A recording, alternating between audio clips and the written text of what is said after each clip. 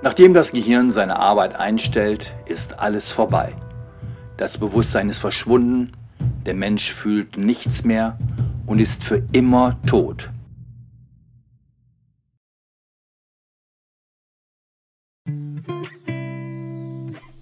Oder geht es doch irgendwie weiter? Sowohl die eine als auch die andere Frage kann letztendlich nicht beantwortet werden. Es gibt lediglich Indizien, die uns in die eine oder auch andere Richtung tendieren lassen. Indiz Nummer 1. Wir sind alle aus Sternenstaub.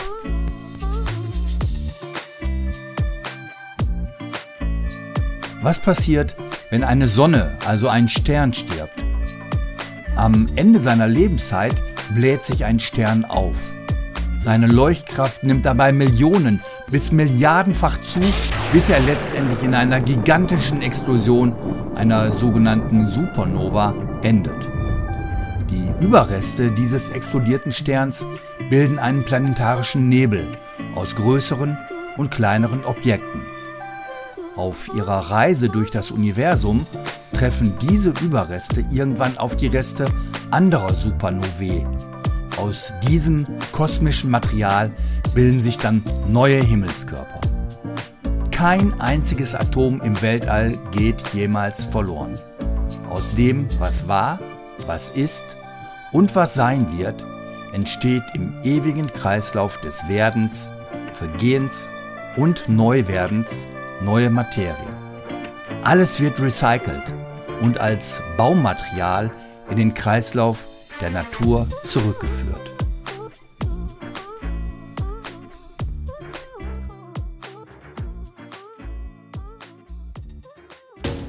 Indiz Nummer 2.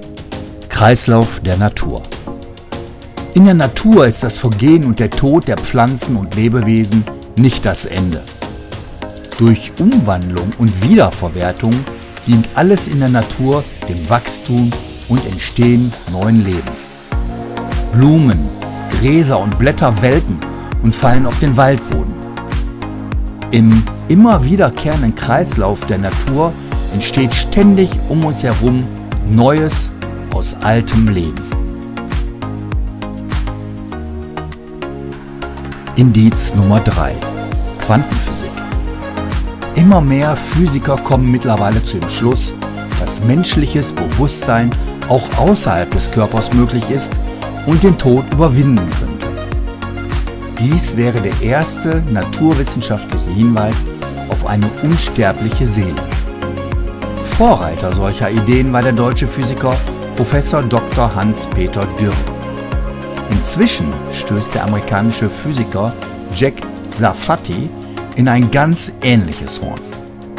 Seiner Meinung nach enthält die moderne Quantenphysik den Schlüssel für den Dualismus von Leib und Seele. Indiz Nummer 4. Nahtoderfahrung oder auch kurz NTE genannt. Nahtoderfahrungen sind außergewöhnliche Bewusstseinserfahrungen. Sie treten auf, wenn man in die Gefahr des Todes kommt. Etwa in lebensbedrohlichen Krisen oder unter Reanimationsbedingungen. Circa 5% unserer Bevölkerung hatte bereits eine NTE.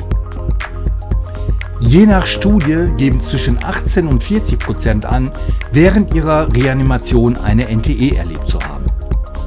Betroffene berichten oft von Tunnelphänomenen und sehr hellen, aber wohltuenden Lichterfahrungen. Oftmals werden NTEler von anderen, bereits verstorbenen Personen in Empfang genommen und begrüßt. Menschen, die eine NTE hatten, sind danach meist ein Leben lang zutiefst emotional ergriffen. Für die weitaus meisten Menschen mit NTE ist ihre Erfahrung etwas äußerst Beglückendes, von dem sie ihr weiteres Leben lang im Positiven zehren und an das sie sich bis an ihr Lebensende regelmäßig bis ins kleinste Detail erinnern. Ein wichtiger und äußerst positiver Effekt ist, dass fast alle NTEler durch ihre Erfahrung die Angst vor dem eigenen, späteren Tod verlieren.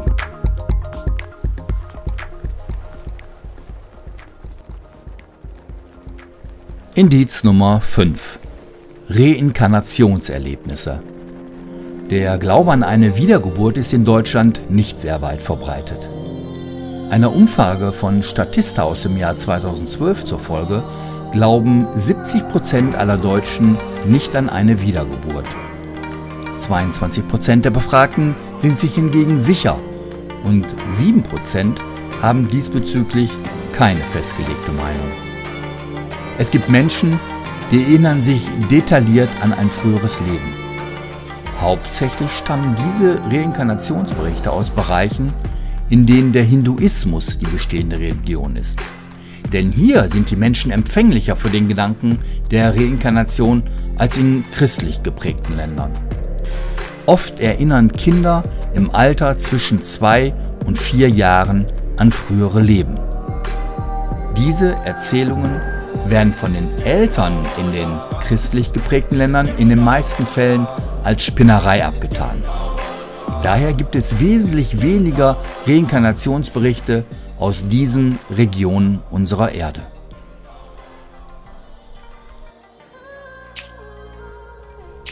Indiz Nummer 6. Absoluter Zufall.